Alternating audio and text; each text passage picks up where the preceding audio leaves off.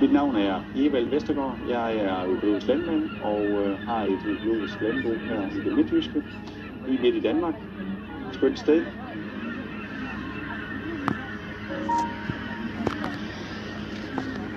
Jeg har været landmand i 23 år, og de første 8 år som konventionel, og de sidste 15 år som økologisk landmand.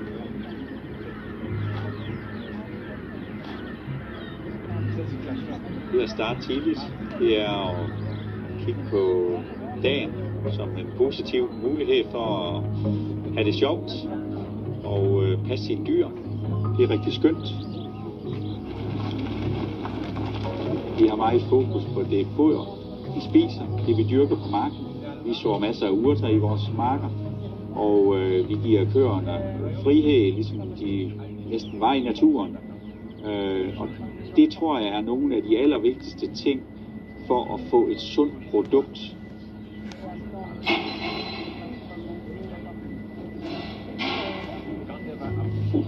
De første 50 år af EU har de 25 år været med at øge volumen, med at producere flere fødevarer.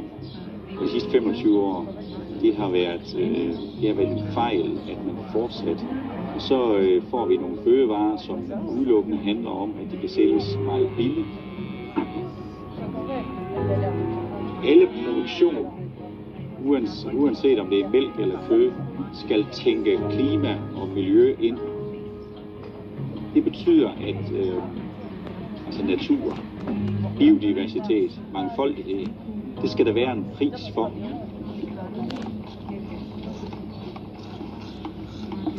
Det kan være hårdt, og nogle gange så tjener man måske for lidt penge.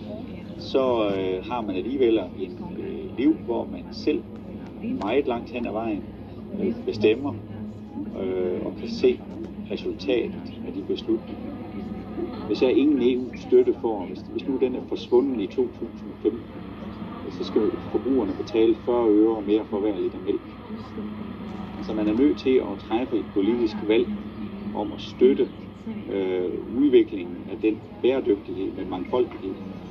Fordi ellers så vil forbrugerne altid vælge, eller langt de fleste vil vælge den billigste løsning. Så EU skal tage det ansvar, det er, at naturen, den låner vi, og den skal vi passe på.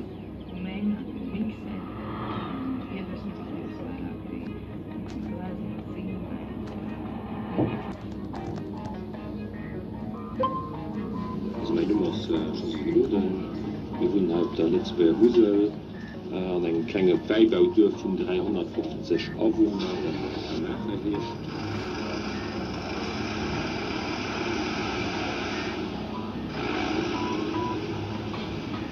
Winzer zu sehen, ist natürlich ganz flotter Beruf. Der Change ist, dass alle Jahr ernst. Dass ich nicht, kann ich nicht in einem Schema F gehen. Das ist einfach ein Beruf, wo ich mit der Natur lebt, mit der Natur schafft. Das ist so ein Geben und ein Nehmen. Und das ist der Beruf. Wo ich im Moment, wenn ich so gewohnt für den Betrieb zu überholen, mein Studium als Weinbauingenieur zu machen, wird mein Papa mich natürlich immer mal angeboten. Mein Papa war immer ein Mensch, der auch ganz offen war, der auch nie stehen blieb am Punkt der Evolution. Und ich habe es gut tun, ich habe es Neues zu probieren, waren immer ab und mich auch viel von gut und gerne machen gelassen. Und dadurch hat natürlich ganz auch als Kind schon oder als Student, es hat schon immer mehr Spaß gemacht, mit an den Weinberg zu gehen, an den Winger zu gehen, wie gedacht. Die Erlen, die einem halt so gut tippen, mir als Junker haben natürlich auch neue Ideen, einzeln wird ganz skeptisch geguckt, mir waren ja nur das Resultat gut war, weil der ganze Sache ist, da lassen die Erlen sich auch gerne mit den Jungen leben. Ganz gut Mikroklima, mit einem schönen Terroir, ganz gut fruchtig, lebhafte Weine gibt da, die obwohl ganz flott sind. Ich meine, wir sind in vielen europäischen Ländern ganz klein gemacht. An den Statistiken, die letztes Jahr geguckt wird, sind insgesamt an Europa immer mehr Weine importiert gehen aus der neuen Welt.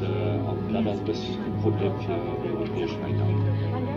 für gute Wein Marketing zu machen, muss noch eine gewisse Show um die Wein machen. Von der Politik von Europa, von der Kommission, kriegen wir gewisse Subventionen hier zum Beispiel an anderen Ländern gewissen Marketing